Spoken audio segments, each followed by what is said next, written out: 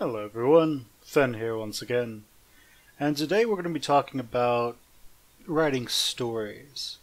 Now, this is something that I struggled with a lot when I was younger, because I used to write a ton of stories all the time, like 18, 20, 30 pages a day. Usually 30 was when I already did all the planning and I could just write in stuff, but I mean when you're just writing off like the seat of your pants essentially, you might get like 4 or 5 pages of good content after editing. But one of the things that really came to mind when I was thinking about this was a lot of things from Patrick Rothfuss and other listening to people talk about writing. So one of the most important things that I always found was basically that outlines are nice. So my points today are going to be talking about the hero's journey, talking about outlines and why they're quite nice actually. The importance of characters, never being too straightforward with your readers, but never being too nebulous, and using plain, easy to read and understand language. I had a coworker. I work at a tutoring service, and he's one of the tutors, and he was reading Ulysses, and he recently quit reading Ulysses because the language was just too hard and it was too arduous to him, or arduous, I suppose, for him to continue reading it. And so you don't want that to happen when you're writing your novel. When someone's reading your novel after you've spent, 3 to 6 months writing it and maybe, a year editing it to get it as good as possible, and then sending it to your editor and waiting, 6 months like, oh, God, are they going to take it? And then getting your notice that, yeah, it is going to be accepted or not. But, yeah, we'll just start and go down the list. So, the hero's journey. So, the hero's journey is a good starting point for any novelist. I mean, all the myths, a great deal of myths are based sort of on the hero's journey. You see this a lot in Greek mythology, you see this a lot in various mythologies just around the world. I'm pretty sure you see the hero's journey used in Christianity and Islam. So, yeah, it hasn't gone away. But what you want to keep in mind is that it's a good starting point for like the topmost level.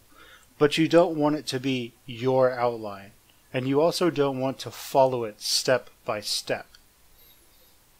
At least unintentionally. If basically your magnum opus will probably not be a hero's journey story. It will probably be something far more complex that you created. However, you can appropriate aspects of the hero's journey into any text that you write. You can take it as a topmost and then just cut parts out. Because remember, if you're the writer, your entire goal is to write a story that A, you like, but also B, that's going to be interesting to your readers. So you need to keep in mind that if something is not interesting to your readers, they're not going to read it. Sorry, that's just the reality. Now, this is perfectly fine if you are writing just for your own pleasure, or if you're writing, say, that book that you're going to publish that is intended for a very specific niche audience. Perfectly fine. However, if you're writing something that you're expecting the general public to read and enjoy, you might want to write things in a specific, not necessarily specific, but a certain way that sort of panders to the general audience understanding and enjoying your novel. So, the hero's journey is very popular. It's used quite a bit. I remember someone saying that Star Wars 1, with Luke Skywalker and his parents dying, that I remember somebody saying that film more or less follows the hero's journey to a T. If you look at the game Journey, that more or less also follows hero's journey to a T, as extra credits I talked about. And those are fun, but at the same time, those games are great not because of the hero's journey, but because they have good characters, and they have a good setup for a lot of things. That's why. So don't confuse. Don't confuse something being supported by good characters with something using the hero's journey, because a great many people do this, and then they don't understand why nobody thought their book was great. So just be aware, the hero's journey is not the the end all of writing. You can do things that are quite different. So let's see. So we'll look at outlines for a second. And this is where I give a disclaimer. Okay, everybody writes differently. If you're going to be a writer, all that really has to happen is you have to sit down and do the writing. I've heard this. There's a quote. I don't know who said it, but basically it's good reading is damn hard writing. And the entire point of that is, I'm a slow reader, so it'll take me like a good week or two to pound through a 600, 700 page book, novel, whatever. However, I have students that I tutor that could basically read that same book in a day or half a day, or maybe a quarter of a day, if they're really fast. And they could be able to tell me what happened. So, yeah, this does exist, and this problem exists. It's not really a problem. But the difference is this. You'll have readers that shoot through your story record speed and then are sad for the next 2 years or year or half a year while you write the next part, get it edit it and get it published. So, hey, what are you going to do? But at the same time, you will have people like me that'll take, a couple of weeks or a month to read your novel, who come out really satisfied with, every aspect of it, I suppose. Not every aspect, but you get the point. Your readers are going to take different times to read your work. Now, outlines help you quite a bit. If you're writing a trilogy, you want to outline the entire trilogy before you even start writing on the very first book. You need to know vaguely where book 2 is going to start, where book 3 is going to start. And I'm sort of setting this up as a triangle because you want to know where the arc is going to be. You want to know how one book starts, how another one ends. Because I'm going to use Orcs by, I believe it was Stan Nichols, yeah, as an example here. Book 2 ends on this extremely high energy scene. And if I was not reading that as part of an omnibus, as part of a big thick book with multiple books in it, I would have been not pissed, but I would have been like, oh man, I want to find out what the next one is like. Oh, what happens? And then I'd have to spend, I'd have to basically wait for a year or 2 years for the next one to come out. And that entire time I would just be filled with anticipation, getting all my friends to read it. This is what you want to happen. Now, if you outline your novels, if you outline a trilogy, or if you have a series, try not to do what Jordan did. Just as a little disclaimer here, Jordan's books were he wrote, I think, 12 of them in the Wheel of Time series, and then he died before he finished them. So, yeah, but at the same time, Robert Jordan wrote a lot of other things as well, so, basically, what I'm saying here is if it's your first novel, if it's your first set of novels, don't write a 12-part series. Seriously, do yourself a favor, because you're going to get a little bit into the first book, realize what monstrosity you've started, and then you're not going to want to do it anymore. Instead, what you'll want to do is start with short stories. So, outlines. You want to outline as much as you can. Even if you're a discovery writer, outline the beginning, the rough middle, and the rough end. And when I say discovery writer, I mean someone who literally just starts writing and sees where it goes. Perfectly fine. There are people who start their outlines at the very end and then work their way backwards. And their novels make perfect sense the entire way.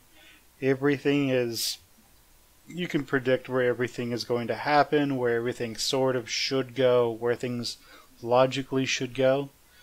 And those guys, those people, those men and women, they write fairly decent. They write actually quite amazing novels. But so do people who start at the very beginning and then outline to an end. Now the big difference here is if you write an outline, revising and editing is going to be easier, maybe, because you already sort of know where everything's going to go.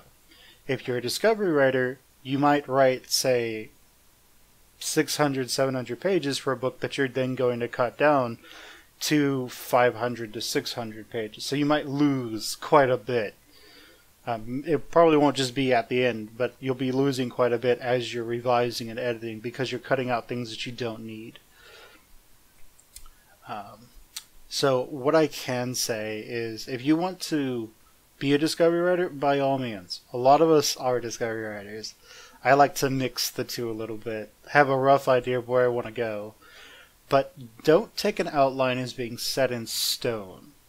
And this is where some people that I've met, especially in college, in creative writing classes, will make a mistake. They will think the outline is what has to happen. And they will stick to that to the end of their F in the class. You don't want to have that mentality. What you want to understand is that any kind of writing that you do, any outlining that you do, is subject to change, always. If you outline that this happens, but then it turns out that as the characters have evolved in your mind, they wouldn't do this thing that they're supposed to do, even if it's crucial to the story's end, as it is currently, don't make them do something that they would not do. Change the outline, like finish off that section, that scene, and then stop, revise your outline, because seriously, revising your outline is going to take a lot less work than you getting to the end, rereading your novel, and then realizing, wow, it doesn't make any sense why this character would do this. I have to rewrite the entire, everything after that, because it doesn't make any sense now. Or you have to add stuff that feels contrived while reading it to explain why he's doing this thing. So, seriously, if you have to change something, change the outline. Do not finish your novel with a contrived, forced thing in it, and then go back and have to rewrite your entire novel. Please don't do that. You're going to hate yourself if you do. You're just going to sit there and just be revising and drinking a lot and thinking, oh man, I hate my life. So don't do that. And also, don't buy into the idea that great writers sit down and write every day.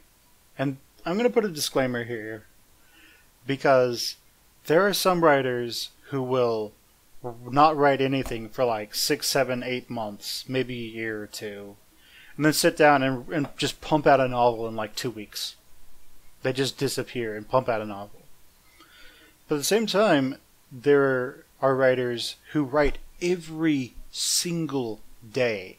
They get up in the morning, they write for 1 to 6 or 8 hours, and then when they're done writing for this time period, they go do whatever they were going to do. This is actually one of the more effective ways to do things. So, how could I put this? Even in like the storyboard when Patrick Rothfuss was talking, and I'm a fan of Patrick Rothfuss if you haven't figured that out, he says that while he doesn't write every single day, he does recognize that when he is writing every single day, he does better writing. So, basically, if you're a writer, you know that feeling that you get when your mind is always sort of in the moment of that story. You'll be sitting there writing, and then you'll come to an end point, end of a scene or end of a sequel, and you'll stop. And you'll say, okay, that's good enough for today. I think this is really strong, and I'm going to go, get lunch and then go to work. And so he goes and gets lunch and goes to work. Now, for the rest of the day, he's sort of gonna have that universe, like what's going on in the story, in his head. For the next day, he'll probably still have it in his head, pretty vividly. However, when you get to the day after that, it's starting to fade a little bit, but the day after that, it's usually gone. Like, you usually have to do a lot of work rereading what you did to get back into the moment. So if you write every day, you don't have to do that extra work. You're just there. And you know exactly what's going on. You can feel the characters. You can sort of get into everybody's emotional and mind space. And it just makes it easier and faster to do a lot of writing. This is what you want. Okay? If you're thinking about what a character would do, and you as the writer are starting to get a little teary-eyed, because you're like, oh man, this is so amazing. These characters, they feel so strong. Good. Like, you want that. Okay? Like, if a character is feeling a really strong emotional moment right now, and you as the writer don't feel anything, maybe you're out of touch with the character, or maybe that emotional connection could be contrived. Don't know for sure, but yeah, just how it goes. You might be able to reread it and get the reaction that you're looking for there, but maybe you'll reread it and think, okay, so he's sad, but I don't feel any sadness here. Like, I don't understand. Why is Billy Bob sad about Jilly Jane dying, and yet I don't feel anything for Jilly Jane's death, and I don't feel anything for Billy Bob. I hope that makes sense. But basically, yeah, writing every day will help you. Hopefully in your story. I mean, don't just have 6, 7 stories. Don't have 6 stories all going at the same time and you're trying to juggle all 6 of them. Or 7. Or 14, whatever. However you're doing it. Try to pick one story and then just work your way through it. You don't want to get these characters jumbled together. Because if you do, you're going to have characters start magically appearing in other parts. And then you might end up having to write them in because they could become crucial to the story. But you also run the risk of just telling the same story, whereas they're originally intended to be completely separate. So keep that in mind. You want to ensure that you keep your story separate, but that shouldn't be a problem if you're only writing one story at a time. It's very difficult to split your mind into 2 halves.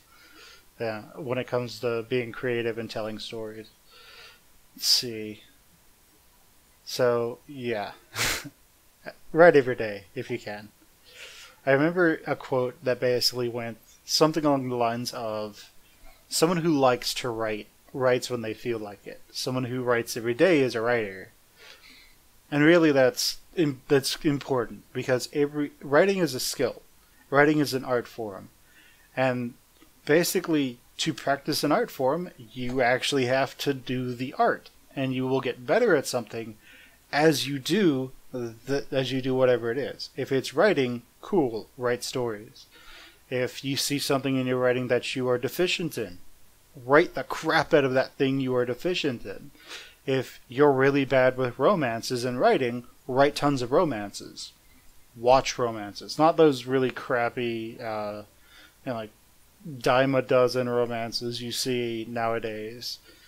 And I don't mean just a straight chick flick where they're singing into celery or whatever, where everything all ends nicely. I can't really give you some good examples right now, mostly because my work doesn't have romance in it, or usually doesn't. But if you know that you're deficient in something and you think it's hurting your work, because you think it could be useful later, just write a lot of it. Read a lot of it if you can. Romance novels are one of the least well paid of the... They're one of the least paid of the writing genres, if you will. Because it doesn't really take much. You can just sort of just write whatever fantasy you want, and you can just pretty much just write your personal fantasies in a romance novel, and then people will just buy it. So, you might want to look for something that's more substantial. You might want to try actually having romances with people, going out and talking to them. I understand that's hard. I'm an introvert too. And I'm pretty sure plenty of you watching this are introverts. Some of you are extroverts. But going out and actually talking to people? Like, who does that? Well, obviously quite a few people, because, we're still alive. The human race still exists, but, hey, if you're deficient in something, go out and do it. So let's try to get back on track with our little outline here. The outline has to change if the story changes, right? Okay, so the importance of characters. Good characters can support anything. I'm serious with this. There's this novel called The Wasteland, which is just basically about one dude who's supposed to be like the last human on Earth or something like that. And the premise here is that he is supposed to carry the entire novel. There's probably some Wasteland scholars out there, I think it's T.S. Eliot, I could be wrong, who are just like shaking their heads thinking, oh my god, this guy has no friggin' idea what he's talking about. It's not about that character, it's about the set, whatever. But hey, if you have like an idea and I'm missing something, please do put it in the comments. Let me know. Let me know what you talk. Let me teach me what the point is here, so I can understand. But strong characters can support almost anything. It's just how it is. If you have really weak characters, but you have the world's coolest plot ever, maybe people will watch it. Well, not watch it. Will read it. This is sort of what Michael Bay does. Michael Bay has really weak characters in every single one of his films, almost. There's probably a handful of films that he's done where the characters are really strong, but usually it's, let's see what cool thing we can do here, yeah! We're gliding between buildings that are on fire and exploding while giant robots fight, yeah! But that doesn't necessarily make compelling characters. Just because somebody's like, I'm gonna die, what should I do? Ooh, no! It's not really interesting. The importance of characters revolves mainly around having very strong characters that are that the reader can become emotionally invested in. Because regardless of what anyone tells you, humans are emotional creatures. If you want to experience this, go and do something that you really like doing, and then punch yourself in the face repeatedly while you're doing it.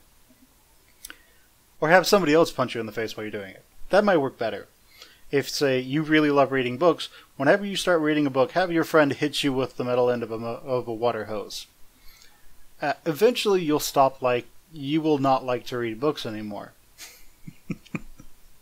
On the flip side of that, if you find something that you don't like doing and you reward yourself for doing it, you can actually train yourself to enjoy doing something. So what you want to do here is you want to make sure that... So yeah, basically humans learn emotionally. We're very emotional creatures. We like to be invested in things. And it's impossible to get invested in a character that you just think is the least interesting person in the universe. Seriously. If you're reading a book and the main character, every single time he starts talking, you're just like, ugh. Can this end? Can he stop talking? And what will happen is that you'll have an interesting phenomenon start happening. Readers will actually start skipping pages. They'll start skipping passages where this person they really don't like is talking, especially if you give this person a lot of dialogue. Seriously. If this person has a lot of dialogue, people are going to start skipping his dialogues. They're going to start looking for the action again. They're going to start looking for what they think is interesting in your work. And if you have this character say something that you think is really important to the plot, your reader's not going to get that.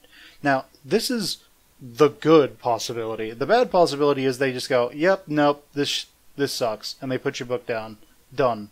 Never coming back to it again. Ever.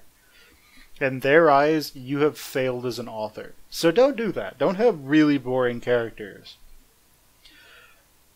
So, basically, if you have really strong characters, it will support anything. Yes, I've already said that. What you want to make sure of is that you don't stereotype your characters too much.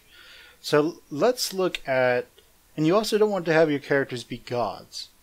Let's look at. I'm going to take a jab at R.A. Salvatore here, just for a moment.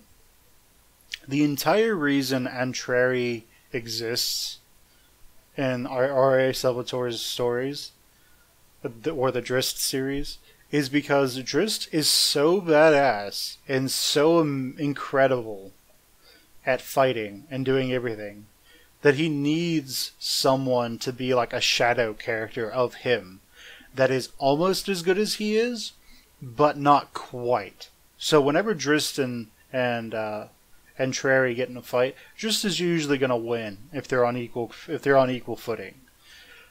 But here's the problem: everybody else is markedly worse than Drizzt is, meaning Antrari can just rip them all apart. Now, if we remove Drizzt from the equation, the other characters are all about equal. You have the barbarian girl, you have the barbarian guy, Wolfgar, I think. You have the dwarven, leader. I forget what his name is. Brunor, I think. And you have 3 solid characters. But the emphasis is on Drizzt, and he's not a Mary Sue. Well, he might be. But basically, he's so powerful beyond the other characters, he has to have somebody to balance him out. I mean, we're talking about somebody who could easily kill the other 3, with them all fighting him together. So, you don't want to do that, necessarily. It can work in teen literature. The Drizzt series is built to pander to teenagers. I mean, Drizzt feels like, oh, I don't fit in anywhere. Nobody accepts me. Oh, noes. Like the kind of things teenagers think of. When you move to adulthood, you're just like, well, I don't care if they don't accept me. Screw those people. I'm gonna go do my own thing. See you guys. And that's it. Like there's an ending of something there. But yeah, try to avoid Mary Sues in literature. Like if you come to the realization that your main character is Superman, you might have problems, because other people are gonna pick up on it like that, and then they're just gonna say, "What is this?" By the way, I'm not actually snapping because I have to go and edit those down. So instead of it's just like I kind of do the movement to get the idea. So yeah, try to avoid Mary Sues. Your characters can be different from each other. That's perfectly fine. So what is a good character? What is a well-written, compelling character, I should say? Not necessarily good. And really, this sort of boils into quite a few elements of storytelling. So the storyteller is a character. Your narrator is a character, regardless of what anybody tells you. It's just a character. He or she is just a character that doesn't necessarily interact with the story itself, but sort of tells the story. Now, I forget the author, but there's this book by a guy. It's called Prince of Thorns. It's part of the Broken Empire series. And basically, the narrator there is so bitter because the narrator is supposed to be the main character, I guess, telling his story, but I can't decide if he's telling the story as it's going or if he's telling it, while before he dies or after he's died or whatever. I don't remember. But basically, it's from that character's point of view, and everything is just dripping with bitterness and sarcasm. I love it so much. Like, seriously, this dude is just like, and then he did this, and it was all for nothing. And I was just like, whatever, dude. But I love the series, because this character just hates everything, and he doesn't care, and then he has, like, some points where he does sort of care. It's just amazing what the author does there, because you just sort of, as the reader, you're sort of buying into this bitterness, and you're just like, I like this. I really like this.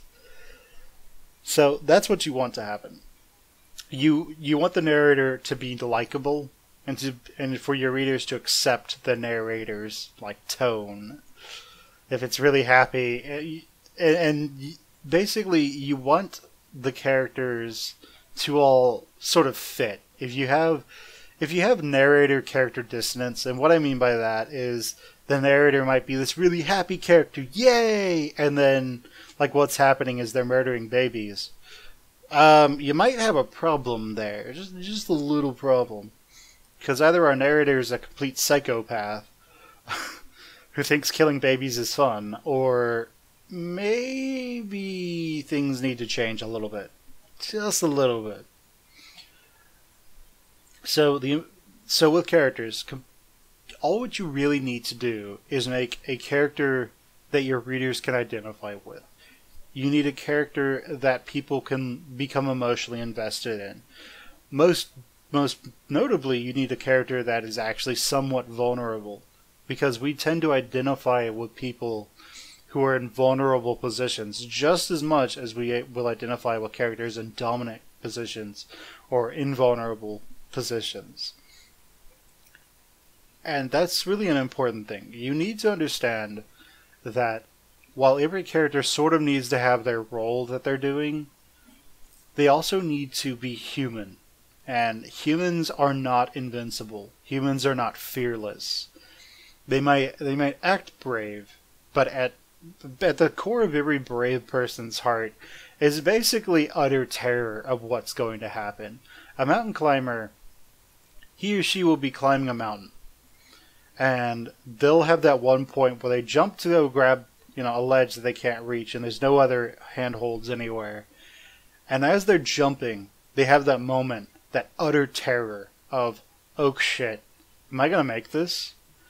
Then when their hands hit the handhold and they grasp onto it, that terror strikes up again of, oh no, am I gonna slip?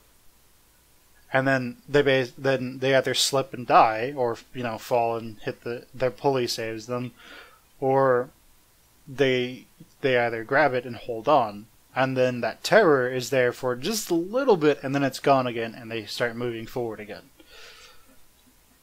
Like, this is just endemic to the human experience. We're all frightened of death. We're all frightened of rejection. We're all frightened of failure. And really, how you deal with that sort of makes you a person. If your characters are just fearless about everything and do not feel anything at all for danger, they scoff at danger, then maybe they might be becoming a caricature. Because strong characters, compelling characters, they have weaknesses. And they think about things. Naturally, you want to try and keep them thinking about things that are completely pointless to the story, but anything that you can sort of twist into being about the story or the character's interaction with reality, his reality or her reality at that time, is very important. But sort of what also goes into this is making up that character's culture. If a character comes from a warrior culture, and they're very elaborate in how they speak, then that culture might revolve around finesse.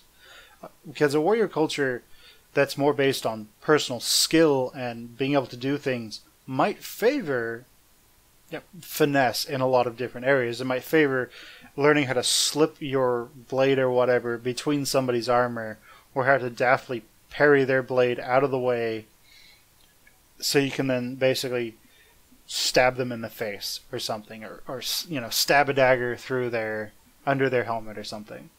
But a culture that is very terse, that's very straightforward, that is not elaborate at all, that just relies on everything straightforward, everything brute force, they might be very terse. This is sort of how the Spartans were, if you don't know.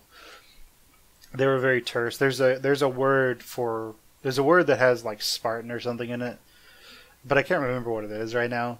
That basically means terse. So you just want to keep that in mind. You want to build the character's culture And you want the character to sort of reflect that culture.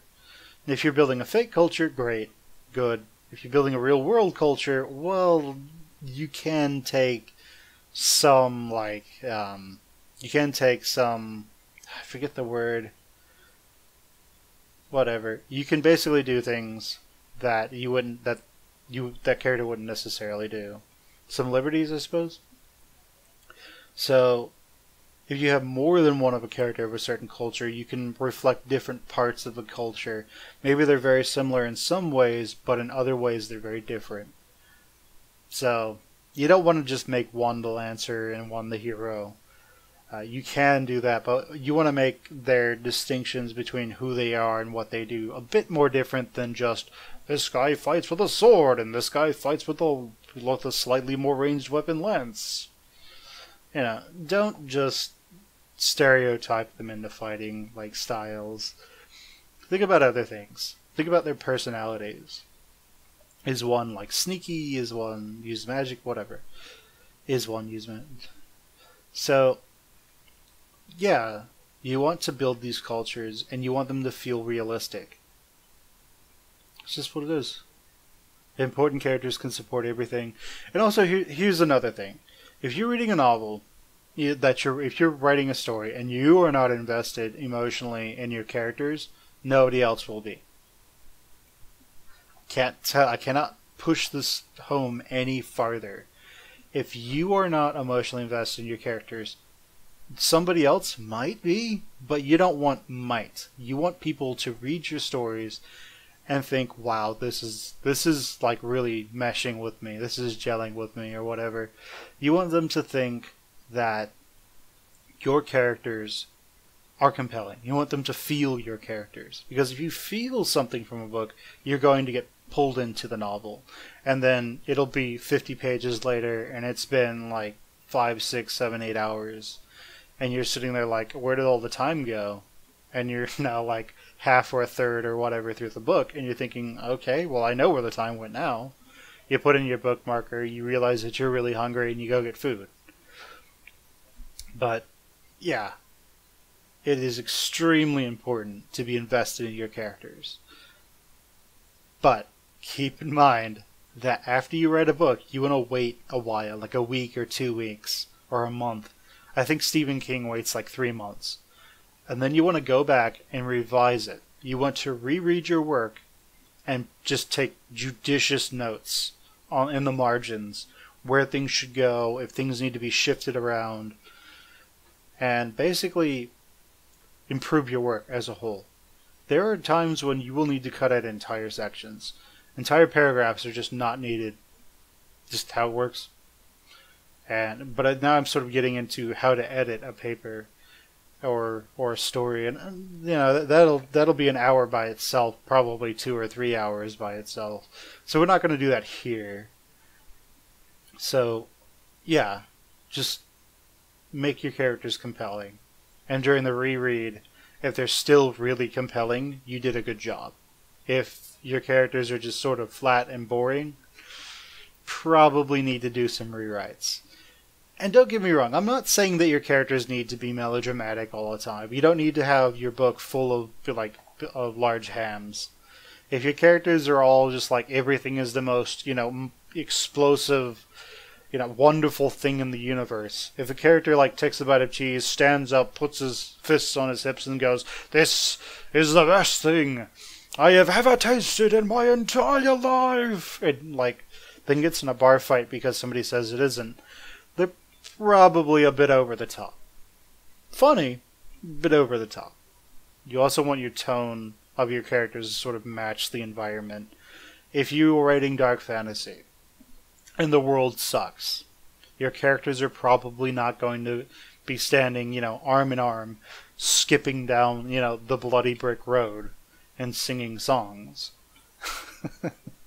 So, you want everything to sort of feel like it all belongs. You don't want anything that's a major dissonance with the other things, something that just does not fit.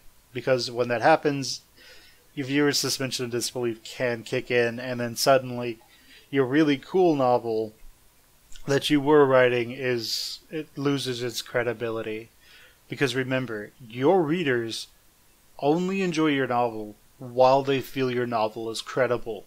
And as long as everything is in universe and everything makes sense, your novel is credible.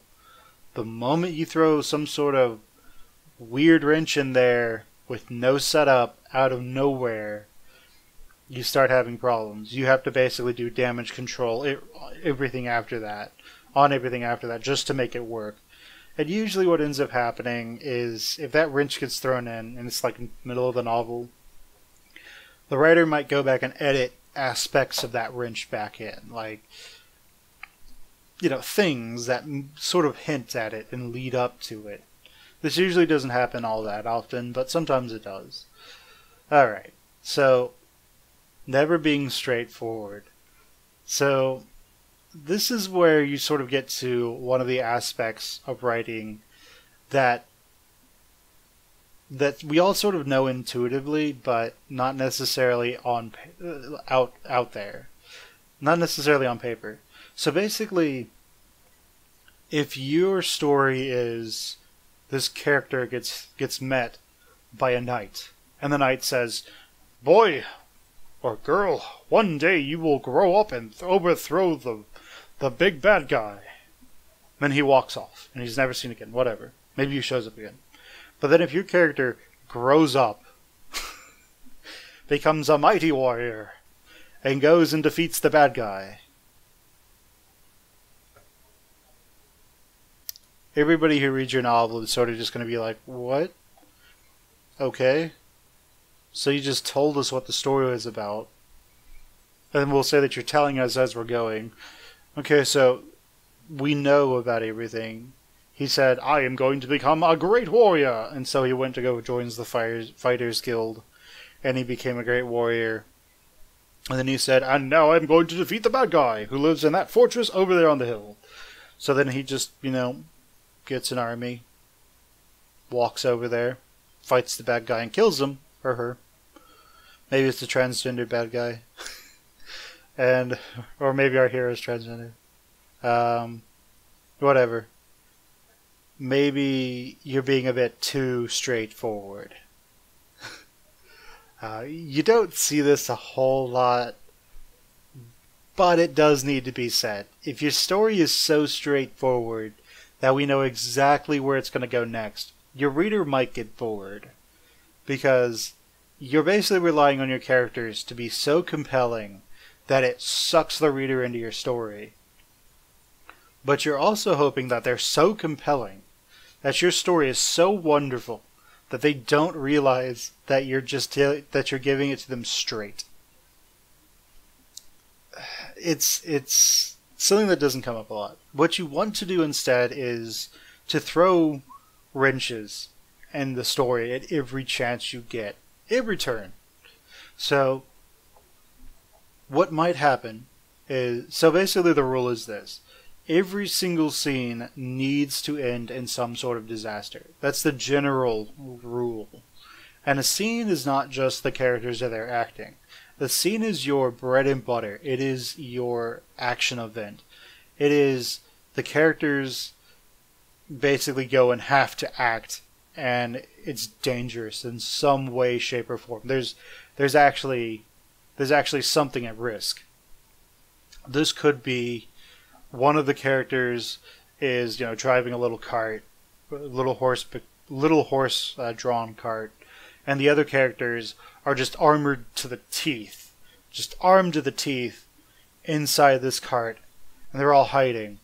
And so what needs to happen in the story is this character needs to sneak past some guards and get into wherever they need to go so the other heavily armored characters can get out and attack. Get in, infiltrate, and attack. Now, if it turns out... Now, it might turn out that they get through no problem. No problem whatsoever.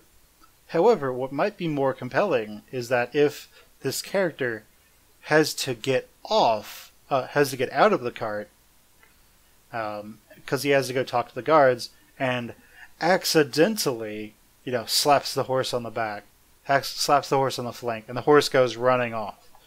Okay, so the horse is now inside where it's supposed to go, and the other characters are in there. And maybe it will take them where they need to go, maybe it won't.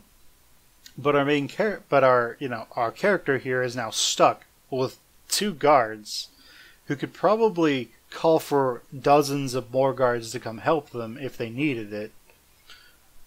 And now that's sort of a disaster because, basically the party is split apart and never split the party. But basically, this is sort of a disaster because now there's nobody driving in the cart. The horse is just running willy-nilly. And the other characters probably don't know this. They might know it. And they're thinking, oh crap, what if he gets captured? Like, if he doesn't talk his way out of this, what if he starts getting tortured? Like, we're going to let that... Like, when we do our thing, is he going to be held responsible? Stuff like that. But you never want to be too straightforward. You always want to sort of leave what's going to happen next sort of in the air, but not necessarily too in the air. Your characters have a goal where they're going to go. They know the easiest way to do this goal because they've probably researched it. But they can't go and do that goal precisely. There's some sort of obfuscation. There's some sort of, thing that they have to do first. So they go and do that thing. Maybe it's just them living their lives, honestly. And so they go and do their things. And all this is sort of building up to this big event that they can go and do. But now there's a new obstacle in the way, and there's this new problem that they have to overcome. Maybe the big bad guy is following them the entire time and is just hunting them down. So sort of like that's sort of the premise of Terry Brooks's I think Wizard's First Rule, and the series that's part of that is that the bad guy is basically chasing the good guys the entire story.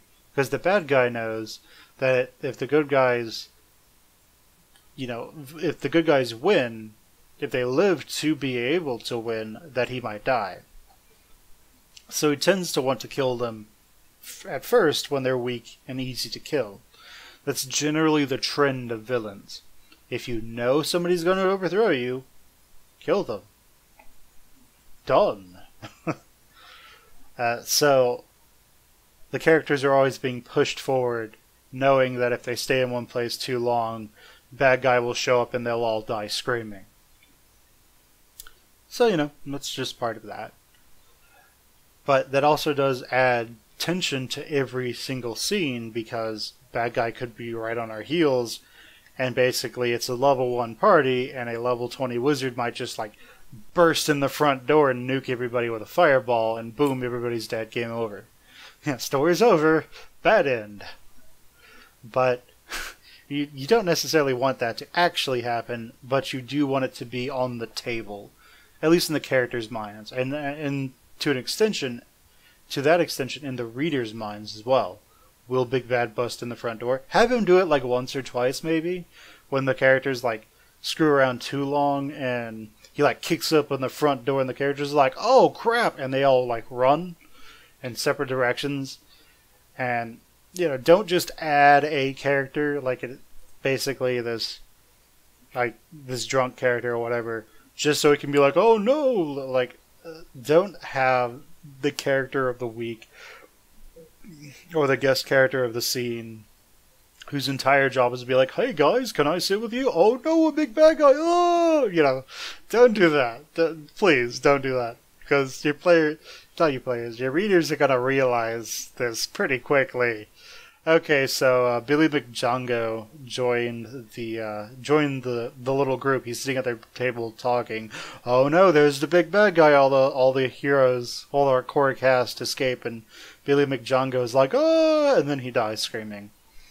Okay, cool. So every single time they see, a Billy McJongo equivalent, they're just going to go, oh, okay, I know what's going to happen. Big Bad's going to show up, and yep, what do you know? Oh, no, he died. This time, instead of being incinerated, he had all of his skin peeled off.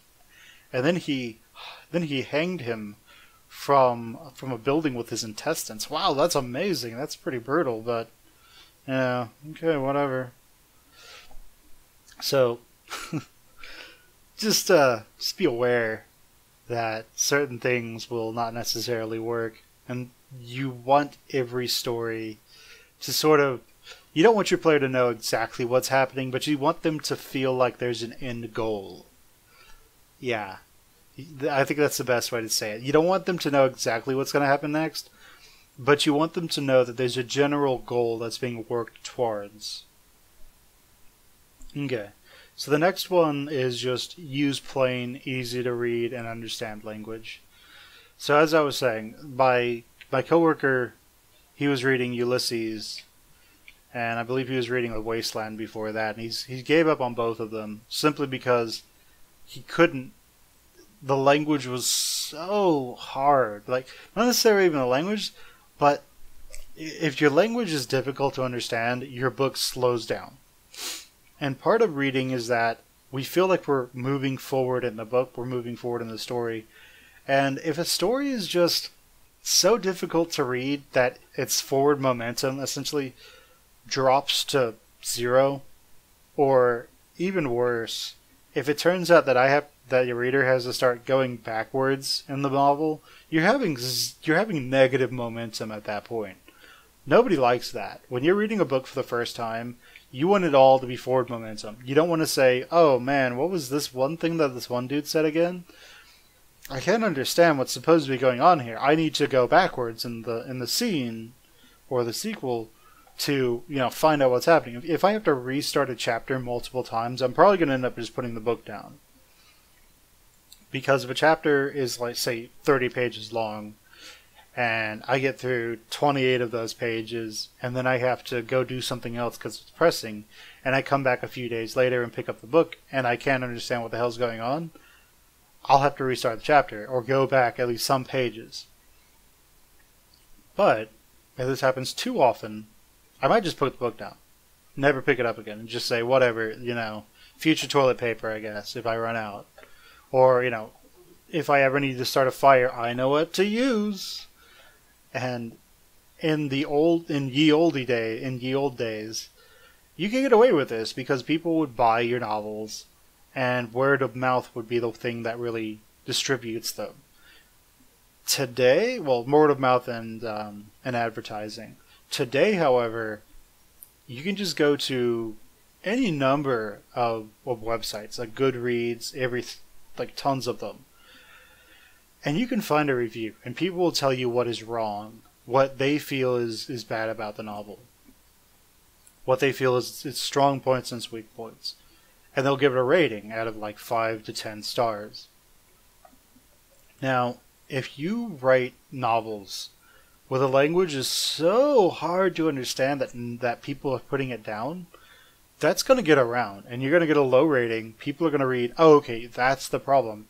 Your sentences are a cluster, and it's hard to understand what you're saying." People have to stop, put the book down on the desk, hunch over it, and sort of read your lines one at a time, and carefully read all of the text that you have. Yeah, they're probably going to stop reading it unless they're really into that. Some people are. Most people aren't. So, just keep that in mind. You don't want your novel to be so difficult to read that people are putting it down. Because if that's happening, you're in trouble. Because that means you're going to have lower sales. Therefore, you're going to make less money. And let's face it, guys. I understand. Oh, yeah, I just love writing. So I'm going to write and write and write and write. That's great. It's even better than just being able to write all that you want. Being able to write is a career. Yeah. So when you're able to write as a career, you can then focus on writing exclusively instead of having to pick up some other important skill. You don't have to tutor, you don't have to teach, you can just write. And that's sort of the end goal for a lot of writers who want to write as a profession, is just that. Write as a job. Because it's an art form, and you really love it.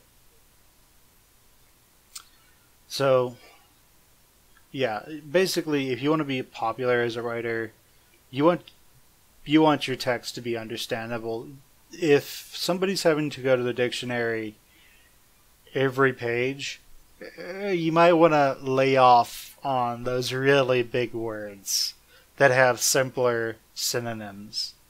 Okay? It really also depends on what group you're sort of appealing to. If you're writing a book for like people with their PhDs in English, by all means use all the language you want, because they're going to see a new word and say, "Oh wow, I don't know that one. Oh, it means this? Cool. I didn't know that." And then they might make a flashcard right there to like learn the word with. And they might do it right then. "Oh, this word, and it means this. Ooh." And then they put it next to their bedstand, and when they wake up in the morning, "Oh, this word, it means this." You know, those English professors might be interested in doing that. Might be. Might be. However, if your common reader is having to stop almost every other word or multiple times per page or per paragraph or per sentence, they're probably going to go, "What the... what?" Well, whatever. I'm going to take it back, trade it in, and then go to like Goodreads and say, "I can't understand anything that this book is trying to say." You never want your reader to feel stupid because they can't read your book. Okay? Remember how I said that humans are emotional creatures? Yeah. You want someone to feel smart because they learned a new word that you used maybe once every page or every other page. Use a new word, and then, you can keep using that new word after you've introduced it. But you don't necessarily want your you don't necessarily want your reader to feel stupid because they don't know these words that you're using. Because if it turns out to be the case, they're probably going to get mad because they feel stupid now. Because you're using language they don't understand, and they really don't want to go look it up. I mean, with the internet, you can just go to like dictionary.com or the Merriam-Webster dictionary, type it in, and get your definition like immediately. But what if they don't have internet? What if they don't want to do that? We have some problems there. What if they do look it up and then just say, "Wow, that is pretentious as all hell. They're using this really big word where it's a very common word, means the exact same thing." Stuff like that. You don't want to turn your readers off. Use plain English that's easy to read and understand. Don't write your sentences in such a way to where it's a big cluster. Right? And when I say cluster, I mean clusterfuck, okay? I probably use my one word of the day that I can do there in this video. But you want it to be clearly and easily understandable. Okay? Like, you're not writing a scientific paper here. People are not going to sit down and read every sentence carefully. They want to be able to read your sentences very quickly, understand characters' languages, understand the language of characters, and feel good about the story progressing. But yeah, it's been about an hour, guys, so I'm going to go ahead and cut it here. And yeah, I will hopefully see you guys next time for the next Fennec Sublimations blog on writing. Bye.